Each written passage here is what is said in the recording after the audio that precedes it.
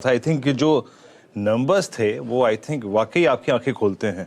80,000 करोड़ रुपए में से अगर आप देखें लगभग 27% एग्जिस्टिंग स्कीम और एग्जिस्टिंग म्यूचुअल फंड्स का चयन हुआ था। तो आपको लगता है कि वाकई एनएफओ पे सबसे ज़्यादा इम्पैक्ट पड़ेगा इसका? क्योंकि आपने कहा कि out of this I think two जो भी लोवेस्ट कमीशन चार्ज होगा वो एप्लीकेबल होगा।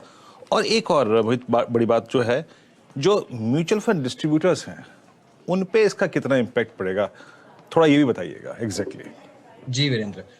तो देखिए, एनएफओज एक बहुत बड़ा माध्यम थे पूरे इंडस्ट्री के लिए नया पैसा इकट्ठा करने के लिए। देखिए, fact of the matter is कि आप कितना भी चाहे निवेशकों को समझा लीजिए, इंडस्ट्री में आप एजुकेशन कर लीजिए कि एग्जिस्टिंग स्कीम्स में ही बने रहिए, उन्हें चर्न मत कीजिए और नए एनएफओज में देखकर एंट्री लीजिए। पर जितना भी नया पैसा आ रहा था इंडस्ट्री में, बल्क ऑफ द पैसा जो था वो एनएफओज के द्वारा ही आ रहा था। और जैसे आपने आंकड़ा बताया कि अप्रैल 21 से लेकर सितंबर 22 तक जो 87,000 करोड़ आया मार्केट में, उसमें से 27% पैसा एग्जिस्टिंग स्कीम से ही स्विच होकर आया। तो ये एक बहुत बड़ा मीन्स बन चुका था जहां पर डिस्ट्रीब्यूटर्स एनएफओ में पैसा डालते थे, क्योंकि एनएफओ का साइज जो होता था स्कीम का वो 2-3 हजार करोड़ या 500,000 करोड़ होता था। यहाँ पर एक्सपेंस रेशियो बहुत ज्यादा होते थे, तो डिस्ट्रीब्यूटर्स का इनकम और कमीशन इनकम काफी ज्यादा होता था। अब सेबी दो चीज बोल रहा है। पहले तो जो कमीशन इनकम लागू होगा वो lower of the two schemes होगा, और दूसरा जो कमीशन स्ट्रक्चर आप एनएफओ पे देते हो वो इंक्रीजिंग ऑर्डर में होगा या फिर इक्वल होगा पहले 3 साल के लिए।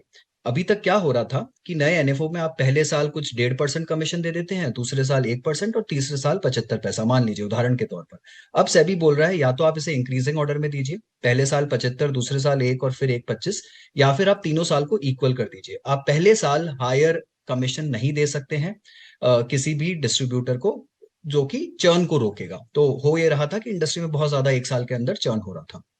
आपका जो दूसरा क्वेश्चन है वीरेंद्र, कि डिस्ट्रीब्यूटर्स को कितना इम्पैक्ट होगा, देखिए मुझे लगता है ये एक माइंडसेट है जिसे चेंज करना पड़ेगा डिस्ट्रीब्यूटर्स को। स्पेशली जो छोटे शहरों के डिस्ट्रीब्यूटर्स हैं, उन्हें ज्यादा मेहनत करनी पड़ेगी अपने एयूएम को खड़ा करने के लिए और बड़ा करने के लिए, बिकॉज छोटे डिस्ट्रीब्यूटर्स जो हैं जिनका छोटा एयूएम है, उनके लिए बहुत दिक्कतें आ जाएंगी जब आपका कमीशन इनकम कम हो जाएगा। काफी हद तक मैंने देखा है कि जो म्यूचुअल फंड डिस्ट्रीब्यूटर्स वो वैसे भी बहुत सारे दूसरे प्रोडक्ट्स करने लग गए हैं, इंश्योरेंस हो गया या फिर डिपॉजिट्स हो गए या कुछ दूसरे प्रोडक्ट्स, ताकि उनका इनकम थोड़ा बढ़ पाए।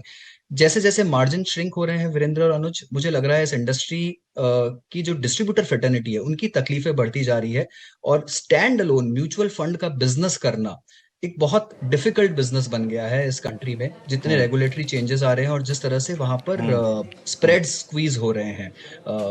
कहने की बात है कि 40 लाख करोड़ की इंडस्ट्री और बहुत बढ़ रही है, बट अभी भी एफडी को देखते हुए, इंश्योरेंस को देखते हुए इंडस्ट्री बहुत छोटी है।